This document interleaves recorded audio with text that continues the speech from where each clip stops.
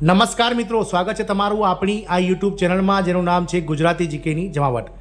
આપ સૌ જાણો છો તે પ્રમાણે 23 જુલાઈના રોજ ભારત દેશના નાણામંત્રી શ્રીમતી નિર્મલા સીતારામન દ્વારા વર્ષનું 2024-25નું જે છે તે પૂર્ણ કદનું બજેટ રજૂ કરાયું.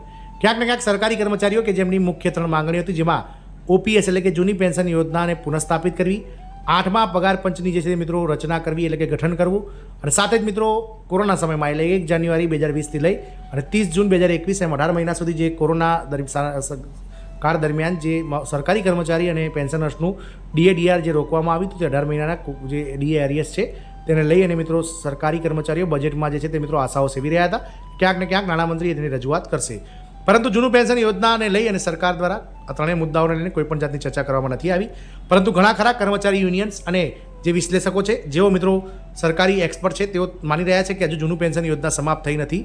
8મા પગાર પંચ અને ડીએ મદની રાહ તમામ સરકારી કર્મચારીઓ જોવી જોઈએ, કારણ કે હજુ જે 8મું પગાર પંચ છે તેને લાગુ કરવાનો સમય આવ્યો નથી. મિત્રો આગામી સમયમાં સરકાર ચોક્કસથી 8મા પગાર પંચ વિશે પોઝિટિવ વિચારશે.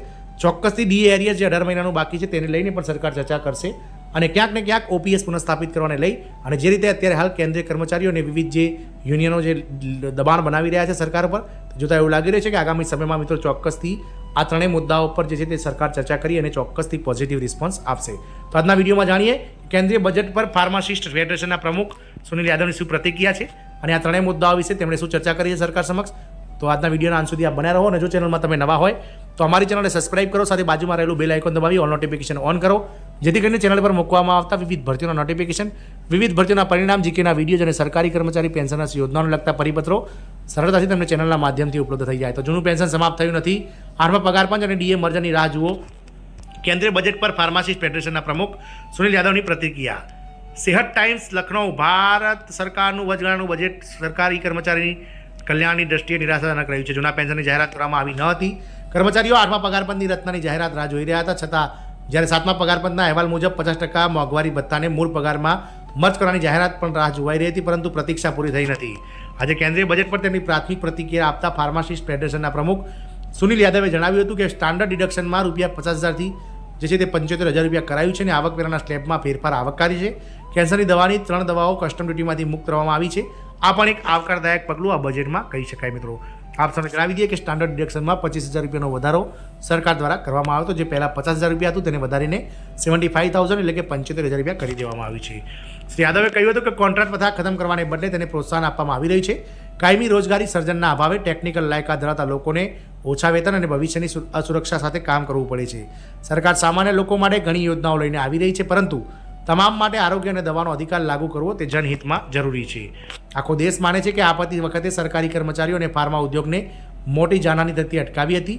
દેશનું નામ વિશ્વમંચ પર સુવર્ણ અક્ષર લખાયું હતું, પરંતુ બજેટમાં એક વખત પણ આ અંગે કંઈ કહેવામાં આવ્યું નથી. સરકારી કર્મચારીઓ સરકારની નીતિઓનું પાલન કરે છે અને દેશમાં વિકાસમાં મહત્વનું યોગદાન આપે છે, પરંતુ કર્મચારીઓને હંમેશા સાવકીમાના વર્તનનો ભોગ બનવું પડે છે. મોટાભાગના સરકારી કર્મચારીઓ આ દેશના મધ્યમ વર્ગના નાગરિકો છે, જે દેશની અર્થવ્યવસ્થાનો મૂળ પાયો છે. સરકારી કર્મચારીઓ સૌથી વધુ આવકવેરો ભરે છે અને સૌથી વધુ પ્રામાણિકપણે આવકવેરો પણ ચૂકવે છે. તેથી હંમેશા આવી આશા રહે છે કે સરકાર તેના બજેટમાં સરકારી કર્મચારીઓ માટે થોડી રાહત આપશે અને તેમના વિકાસ માટે કેટલીક યોજનાઓ લાવશે. દેશમાં ફાર્મસી ક્ષેત્રે અપાર સંભાવનાઓ છે.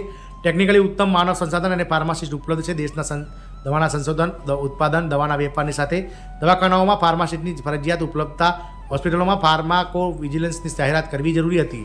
દેશમાં લગભગ 37 લાખ લાયકાત ધરાવતા ફાર્મા ટેકનિકલ લાયકાત ધરાવતા ધારકો છે, જેમની ટેકનિકલ ક્ષમતાનો ક્યાંય ઉપયોગ કરવામાં આવશે તે વિચારવા જેવું છે.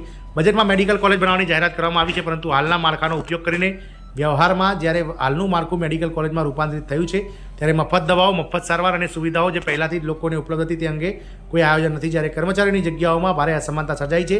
બજેટમાં કાયમી રોજગારની કોઈ જાહેરાત નથી, કર્મચારી કલ્યાણની કોઈ જાહેરાત નથી. તેથી આ બજેટ કર્મચારીના હિત વિરુદ્ધ છે તેવું તેમણે જણાવ્યું હતું. આમ મિત્રો ફાર્માસિસ્ટ જે ફેડરેશનના પ્રમુખ સુનિલ યાદવે જૂનું પેન્શન સમાપ્ત થયું નથી, 8મા પગાર પંચ માટે સરકાર ચોક્કસથી વિચારશે, અને સરકારી કર્મચારીની જે મુખ્ય 3 માંગો છે, ઓપીએસ લાગુ કરવું, એનપીએસ ખતમ કરવું, સાથે જ મિત્રો 8મું પગાર પંચ જે છે તેનું લાગુ કરવું, અને સાથે જ 18 મહિનાનું જે કોરોના સમયનું બાકી મોંઘવારી એ ચૂકવવું, તેને લઈને આગામી સમયમાં સરકાર ચોક્કસપણે આ કર્મચારીઓ જે છે તેને લઈ અને મિત્રો ચર્ચા કરશે તેવી આશા છે. જય હિન્દ, અસ્તુ.